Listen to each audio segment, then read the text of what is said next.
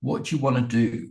What is your project and what is the rationale behind it? Why do you want to do it? What will achieve? What's the outputs, impacts, etc., that it will deliver? Really, really important.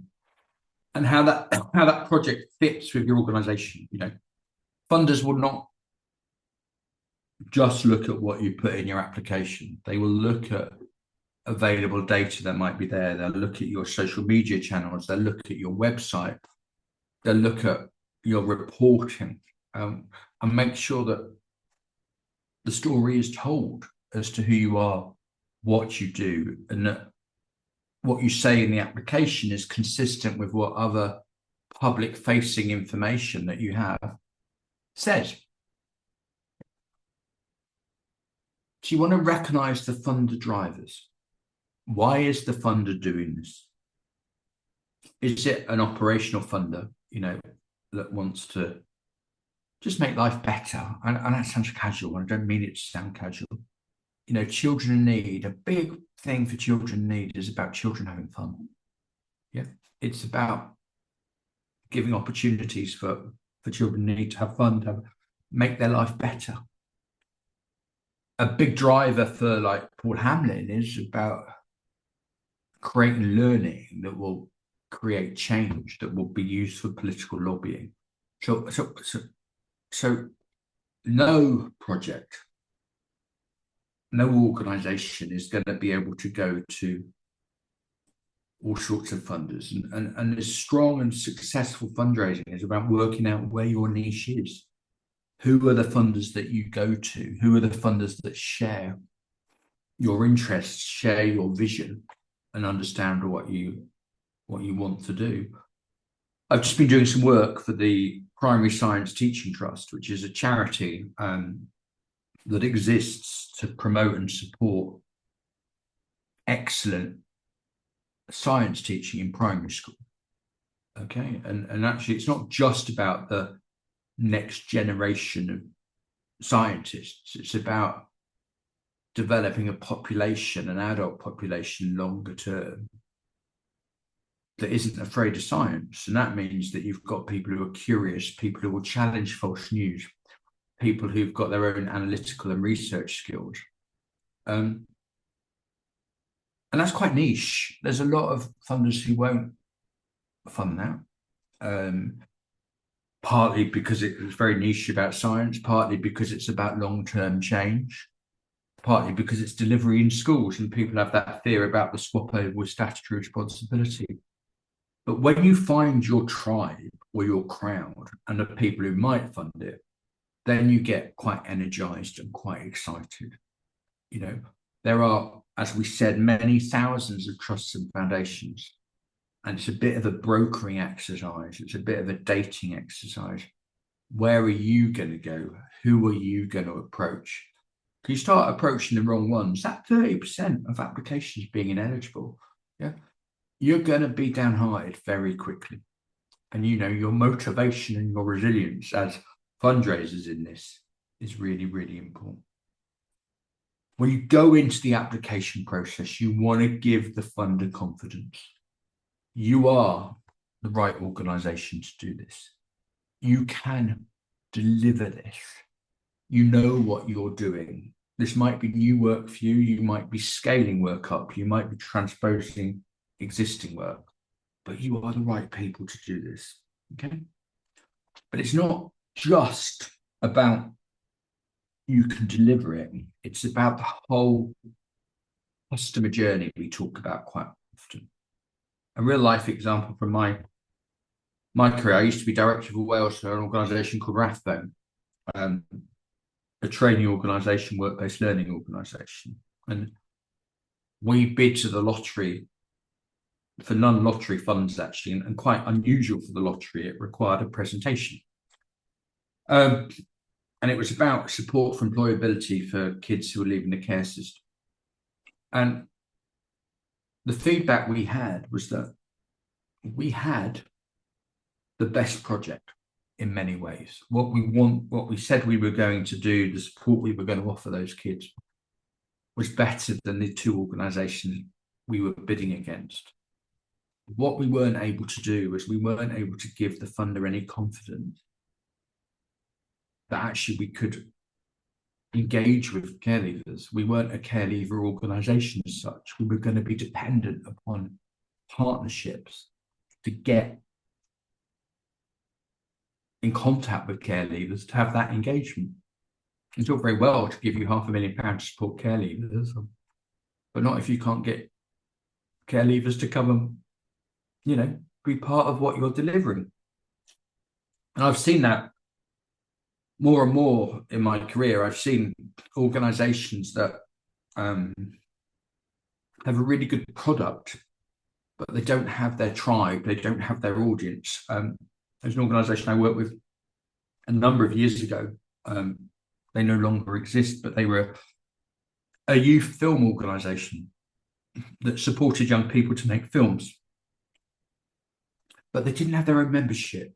So every time we went out, and every time we went out to talk to funders, you found that you were having to say, how are we going to get these young people? Where are they coming from? How do we know we're going to get them? Moving on, follow the instruction, the guidance the funder gives you. It sounds really, really obvious, but the amount of people that don't, again, 30% of applications ineligible, that we heard about there. Follow the instructions, follow the guidance, yeah. Understand the spec and understand the tech, yeah. Go through the spec. Can you deliver against the spec? If you can't deliver against the spec, move on. There's lots of funders out there. Don't take the pun. And understand the tech. We're in a digital world. It's not so bad when you have funders that have a rolling deadline, but more and more, you've got funders that say, we're going to close at 5 o'clock on this Friday or whatever, and we need our applications in by then. Well, don't leave it till 1 o'clock on the Friday to go and have a look at what's required on the tech. There's all sorts of things I've seen go wrong. I've seen certain portals not use certain internet browsers and crashing. I've seen, you think you're all doing very well and you've looked at the questions and then you've got a yes, no box about something like safeguarding or training and you tick yes. And you've got an hour to go to the deadline, you tick yes, and it opens up another 500-word question. And you're like, just go through it and do a dummy run. It is infuriating because you get, applications that are designed as such that unless you put text in the boxes, they won't progress. We'll just get a Word document, get a document of nonsense and paste it in and just check things, yeah? I've had something, understand the tech spec. So it's really obvious. I had a client the other day who said to me, can you look at this? Can you help us? We've developed this application. And we want to ask this funder for £100,000. We've just read the spec and we can only ask for £80,000. Can you do anything about it, Richard? No, I can't. It's quite clear. We'll only fund £80,000. All you can do is chop 20,000 out of your budget. And we're in a world where in the initial, particularly on the digital portals, the initial application, the initial assessment is done by the computer. If you're outside the framework, boom, you got. Okay. And how are you going to make your application unique and how are you going to make it stand out? And that links back to giving that funder confidence. What are the unique things that you know? What do you know about your community? What is the sparkle you can add on to your application? So what do we say? I always say to people to storyboard their application at the early stages. Yeah. So if you've got 5 or 6 questions, what are you going to be talking about? What are you going to put into each question? How are you going to tell your story? And time again, I see people wrestle with tight word counts and everything else, and they just waste words. They're in a competitive situation. So, if you say,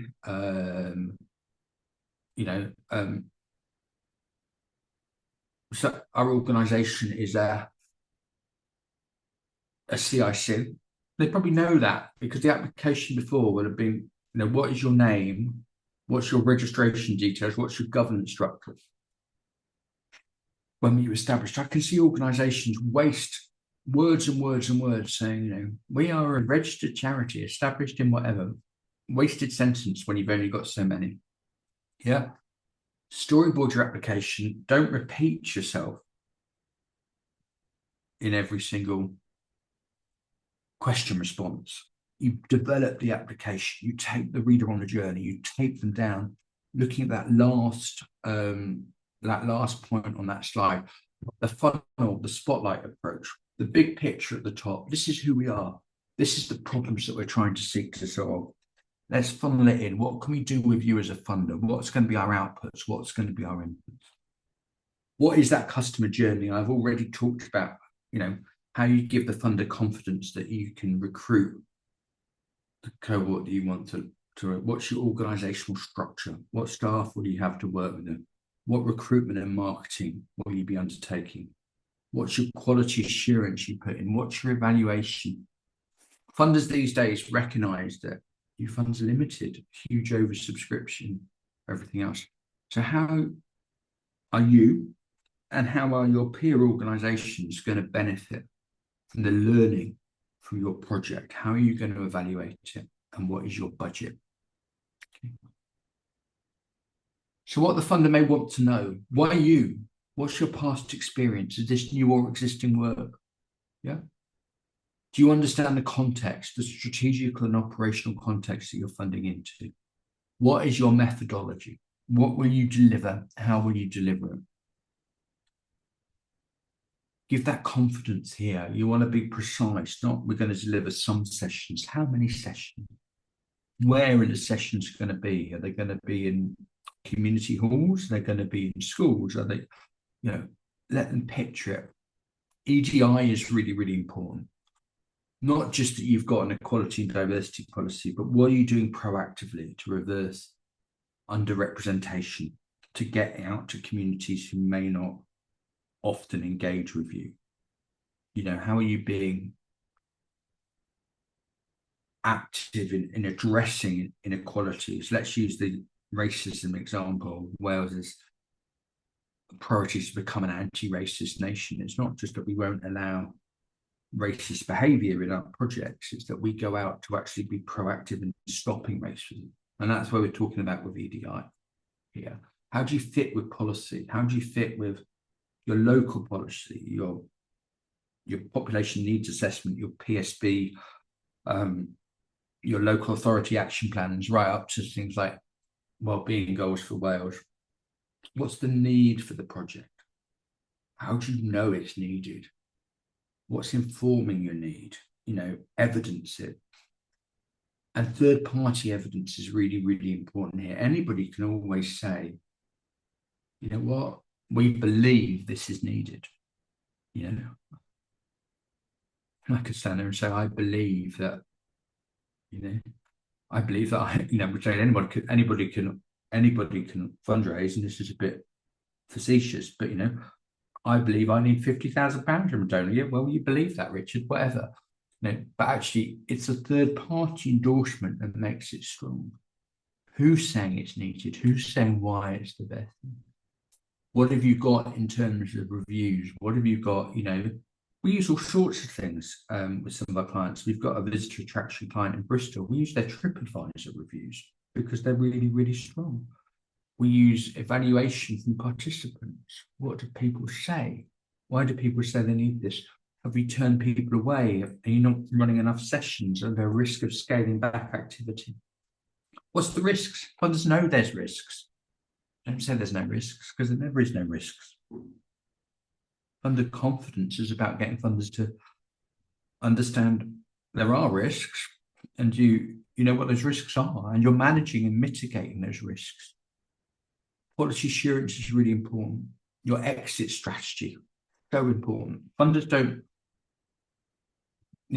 funding can be 1 year, 2 year, 3 year, whatever. Funders less and less now in that competitive environment wants to create a situation, I guess is the best word, where a project is withdrawn because it reflects badly on people. This stop-start stuff. what is your exit strategy? How will you continue to fund the project? Or is it actually, this is a one-off project? Capital build might come into place here. Actually, we just need the money to refurbish our toilets, and it's once off and it's done. But how do you do this? How are you going to implement it? And just sustainability here in a wider sense. What's your community sustainability? How does the project support your organizational sustainability, as well as those sort of environmental stuff and that playing into the climate emergency? All right, question, Randy. One more question, if I may. I'm aware that any capital expenditure,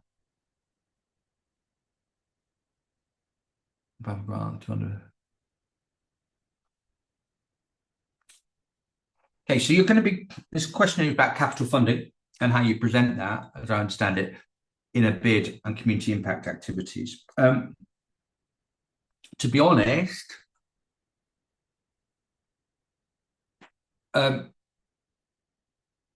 capital funders tend to be a bit siloed, and there are certain funders that are capital and certain funders that are not capital. So there are occasionally, you can go to National Lottery Community Fund, where you can say we require both capital and revenue funding.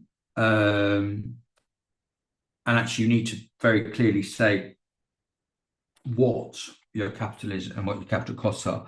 And I guess it depends how complex, your capital works are. By which I mean, I'm involved in capital projects that's £7-8 million, which have gone through the REBA design process, planning, building control, heritage control, and everything else.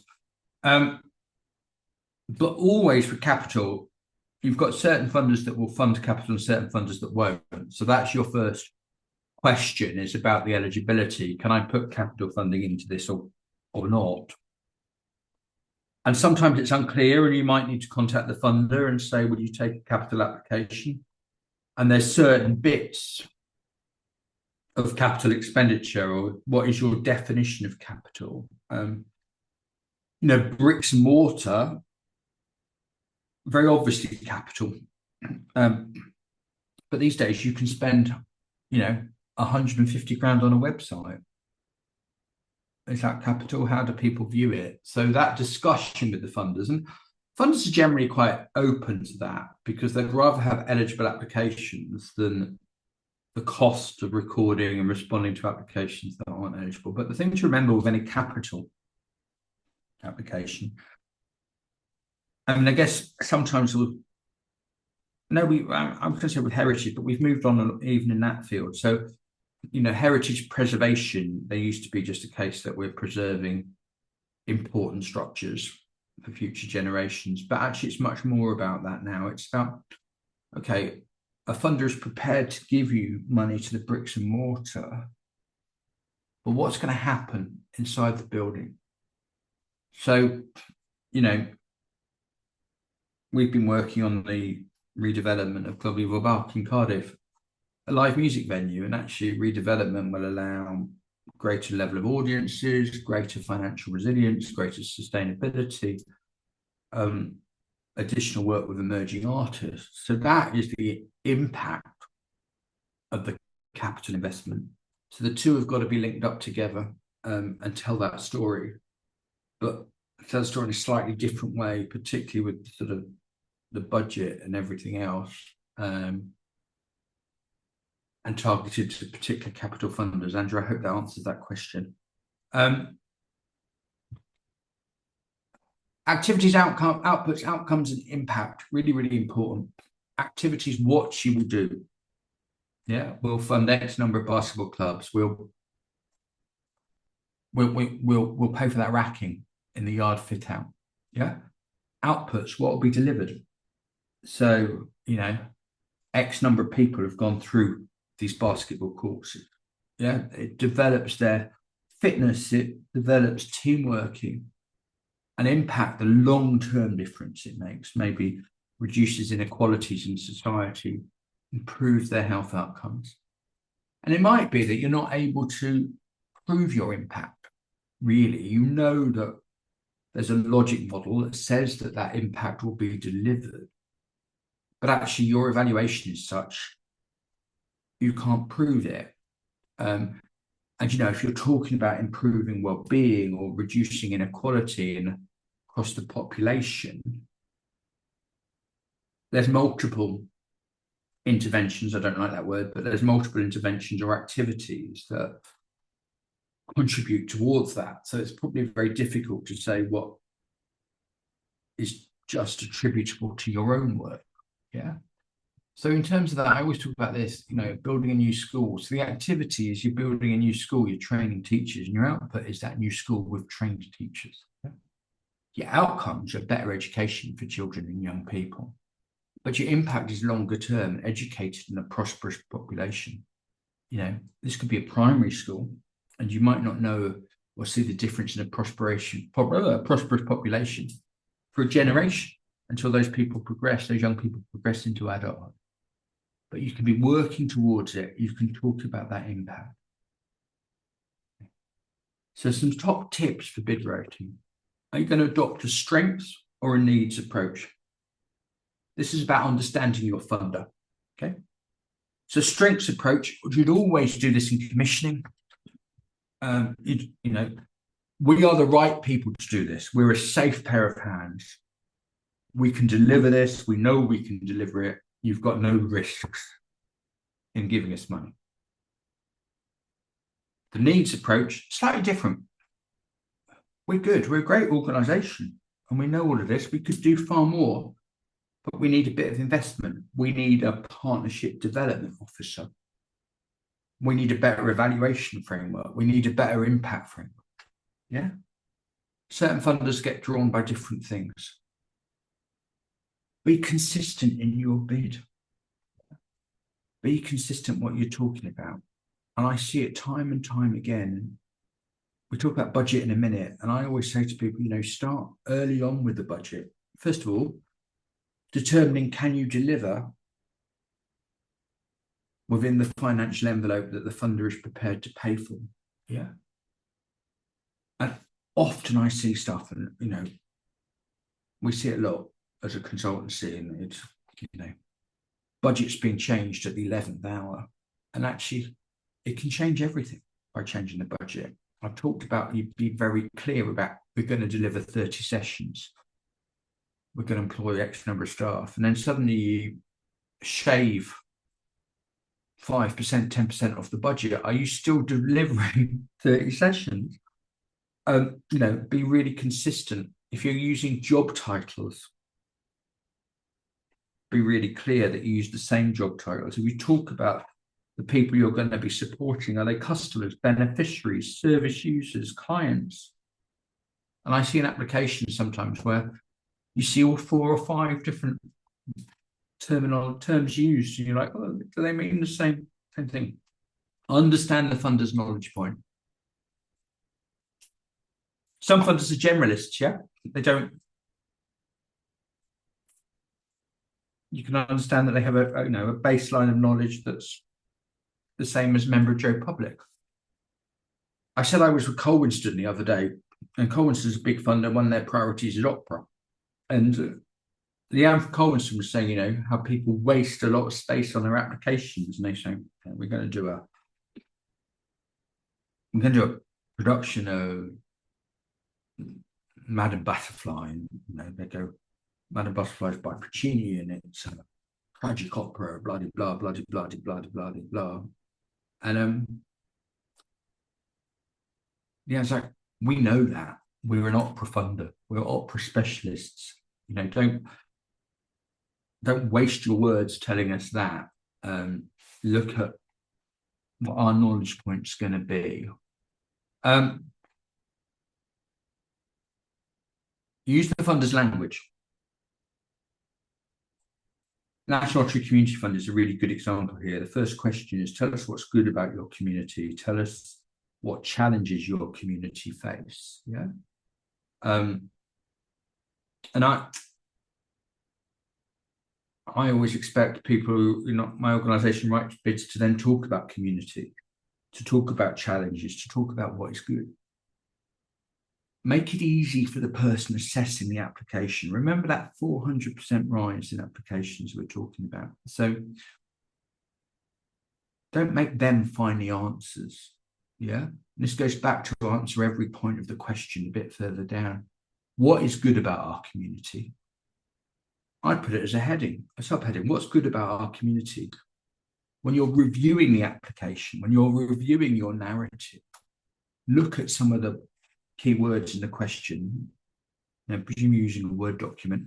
Search for them. Are you giving those words back? Make it easier for the assessor. Follow the instructions, the word counts, and the weightings. Answer each point of every question. I quite often see, you've got a question, it's got 3 subpoints. I look at a draft and people just ignore the third subpoint. And sometimes it is intentional because they don't feel they have to. So, one of the questions that's quite often used, particularly with lottery and everything else, is like, will you be using any subcontractors? And people don't answer it because they say, well, we're not going to. Well, actually, there is an answer. No, we're not using any subcontractors. And then you get the points for that question. You're not leaving anything hanging. Right, question, Kerry. Is there a recommended framework for reporting? I don't think there's a universal program to prove success. I think success can mean so many different things. So, sorry, Kerry asked if I recommend a framework for reporting, i.e. Google form questionnaires. Is there a program to automatically turn your collected data into qualitative and quantitative data to prove success? Lots of my clients use something like SurveyMonkey.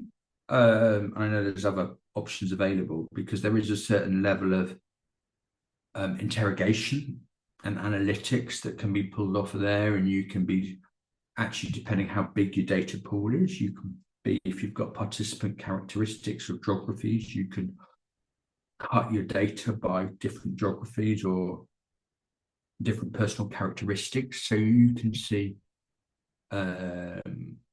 different ways moving forward. I think, as you get into bigger projects, your sort of longitudinal reporting evaluation is important. What is your start point and what is your end point? How have people moved and how have they progressed? Yeah.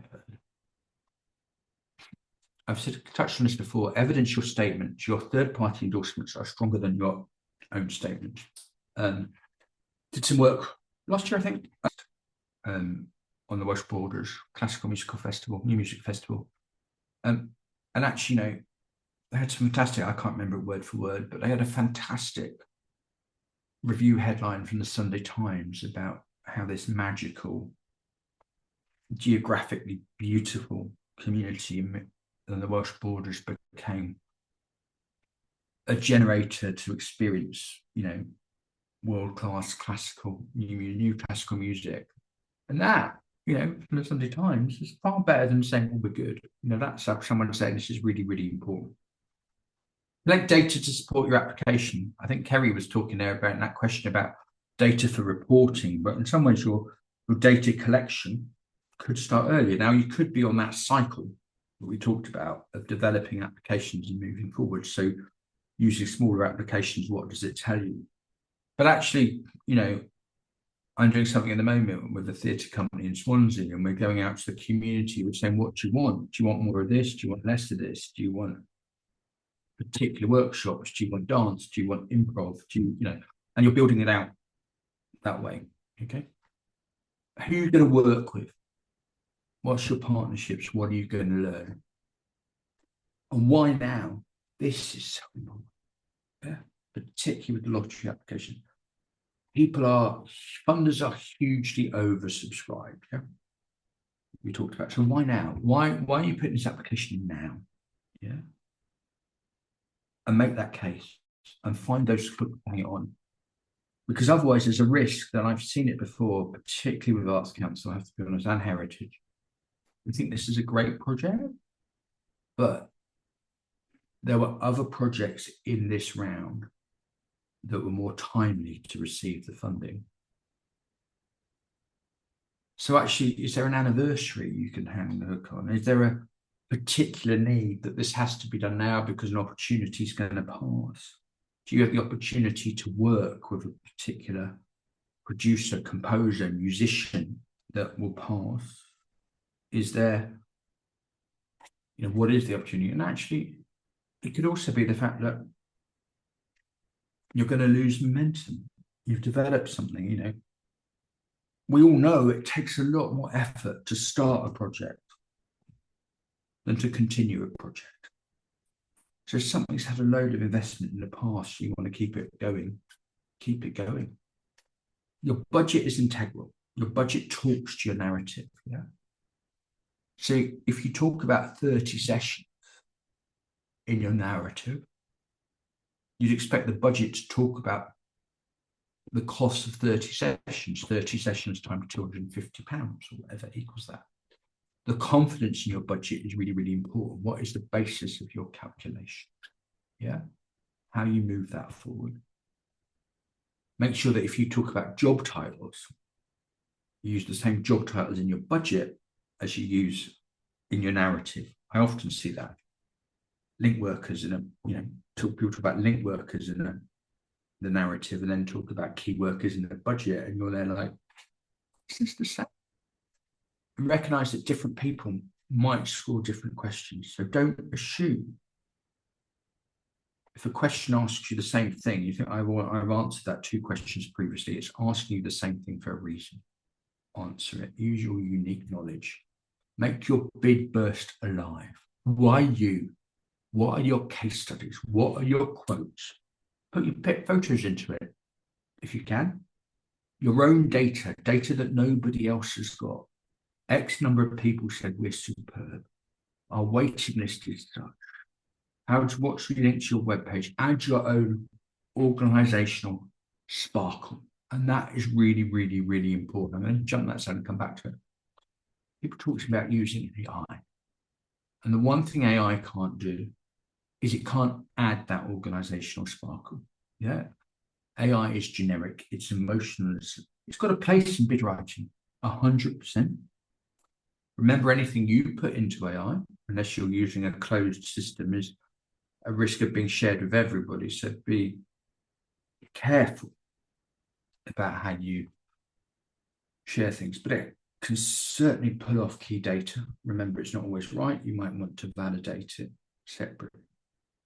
It's also good if you've got to trace this stuff down to 500 words. It's also good. Just sometimes if you've written 3 pages, you put into AI and say, summarize to me what I've said to you in 1 paragraph. Are you making sense? Does it make sense? But funders can tell applications that come in from AI. So it's not a bid writing tool.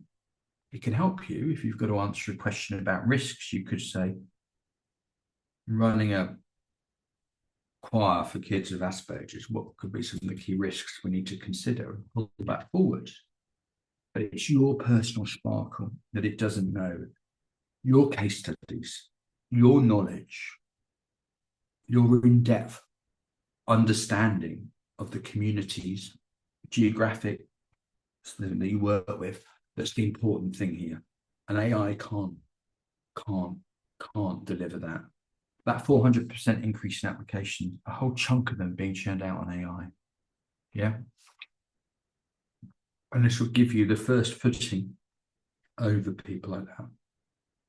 And that personal experience comes through. I work for Save the Children on a project about children's communities, based on basically reducing inequalities that kids faced on the first day that they entered primary school. So about school readiness, and it worked in 5 or 6 areas in the UK. And I worked on 2 different areas, Margate and Newport. So the data, the top level data told you the same. The kids in these areas were not ready for school, primary school. Their personal skills were such, toilet training, etc., etc. The key markers that are used by schools, Department of Education, showed the same thing. Kids were not ready, they weren't socialized, etc., etc. But the story behind it was brutally different. Okay, so in Margate, you were talking about a population that was quite transient. A lot of new arrivals to the country, a lot of people who had no one else to go to for support. So people who were living in abject poverty, but people who were parenting and taking on the burden of parenting, maybe, for 2 or 3 kids, with nobody else to support them, people living in houses for multiple occupation, and people where, shockingly, the stats were saying it just wasn't safe for kids to play in many of these places, that, floors weren't covered, electrics were exposed, etc., etc. And then in Newport, we worked in Betters in Newport, a very different story. So actually, Betters is a community that actually has got relatively high quality housing stock, but quite a fixed population. So one of the problems there was multi-generational unemployment and a lack of multi-generational ambition. So people saying, well, your granddad lives on the estate and he's never worked, or we never parented you like this, all of those sort of things. That attitudinal change, the entrenchment rather than the transient nature in some ways that we had in Margate. And actually huge areas where people could play in Betters and huge areas of outdoor space, but a lack of formalization of the outdoor space and how that worked, playgrounds and such like. And so it becomes that knowledge that brings the statistics together. I've taught that your budget is integral to your bid, can provide additional information in areas of tight word counts. And I've already mentioned about developing your budget in the early stages. Yeah. How do you build up your budget? We would say, so, unit costing, quantity and price, X number of sessions, X amount. Review your past expenditure, benchmark your costs against your own financial data. Keep your workings. You quite often might have to go back and do your return to your funder, and you think, how on earth did I get to that figure when I put it in the bid? So keep your workings so you can work it out. Explain any assumption.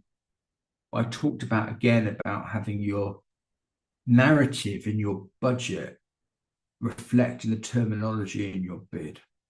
What's your plan B? What happens if you don't get this money? You can be brutally honest, if we don't get this money, it doesn't happen.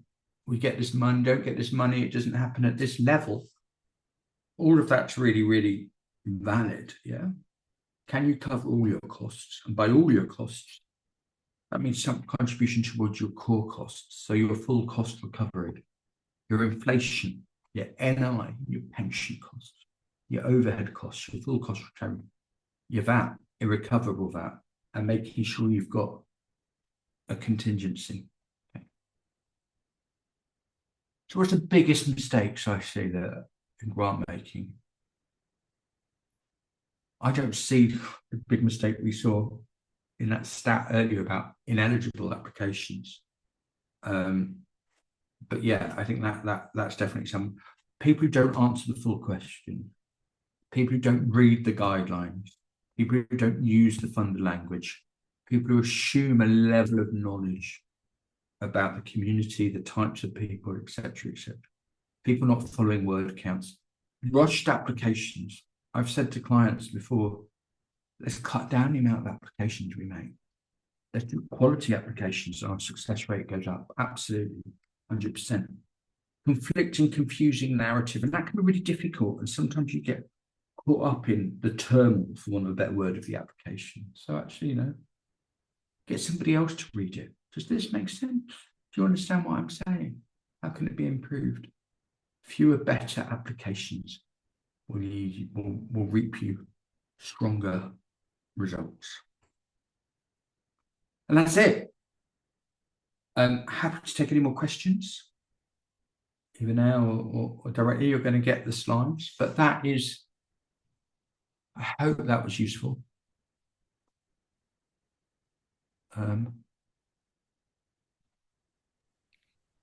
I just had a question about the budgeting side of it, if that's okay. So when we're doing some of the grants now, they're asking us for what's the full cost of the project, and then asking where else are we getting the money from. Do funders prefer it if it's just all grant funding, or is there a preference? I mean, I think funders it's about that confidence for the funder. So it's a difficult one. I mean, you know,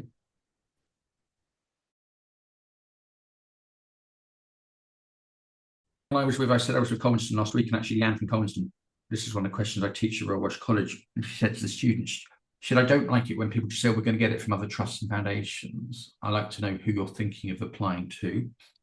There are certain funders who will always want to be last to the table, and that's difficult. Arts Council Wales is a nightmare one. In fairness, they will commit, but they won't release the money until you get the other funding in place. Sometimes if you're talking about a more arts-based activity, or even something like a sports activity where you might collect sort of subs or tickets or whatever, some earned income you're not going to get to the project starts. So I think it's just about, I don't think there's a preferred option. I think it's just making it feel that what you're talking about is robust and realistic. Yeah, I guess that's our problem, that we probably are not robust. So we've got enough money until May, but after that, we don't have enough money to continue. So when I'm filling in these grants, obviously we need the money to carry on, but I don't know how much of that I should say, because is that going to instill no confidence? Well, I know it probably doesn't feel like it, but May is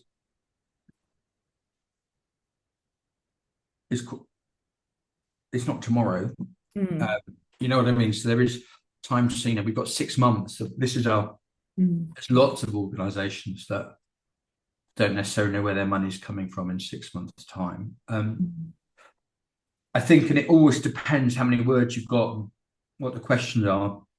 There's sort of what I said in the budget about your plan B. What is your plan B? If this is your budget and you're showing 5 funders comes together, what's your plan if you only get 3? Can you carry on at a lesser scale or whatever?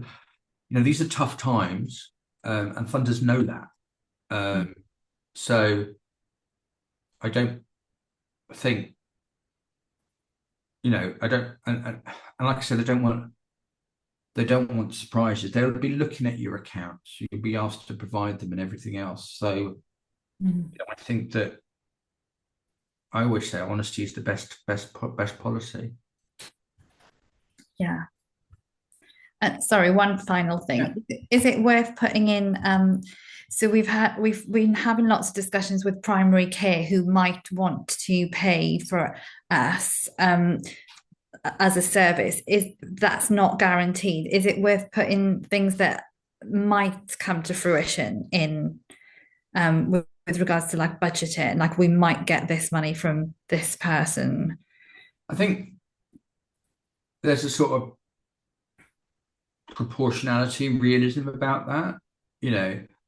I think funders at times have been trapped where people are sort of just, we might, what do you mean by might? Does that make sense? You know what I mean? How about, are you talking there's an 80% chance or a 20% chance? Because there's a big difference. Yeah. I think funders know that we're in an ever-changing environment, particularly when you talk about contributions from statutory services. But actually, if you're saying we're having discussions, and we put a proposal, we've been invited to put a proposal in, then that's far more robust than saying one of our board members thinks that it might be a good idea. And I know it might sound facetious, but I've seen it on both sides. Okay.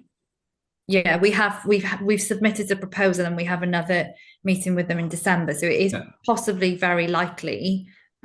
So yeah. And the other thing is keep your funders updated. So you could be putting into funders and they could be talking Garth Weston's 16 weeks at the moment. The lottery is 26 weeks on larger projects. They know things change. If you've got a significant change, if your budget's starting to look more robust, drop them a note and say, hey, we've got an application in with you.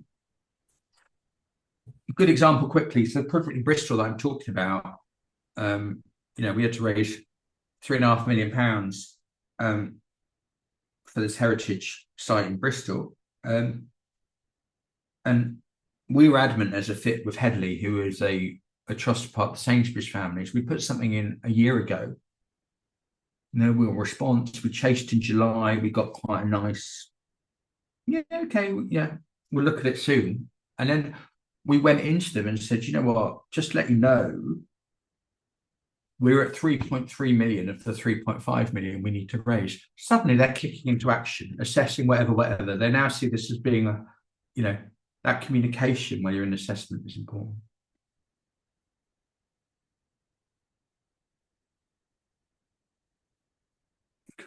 Thanks. Anything else from people?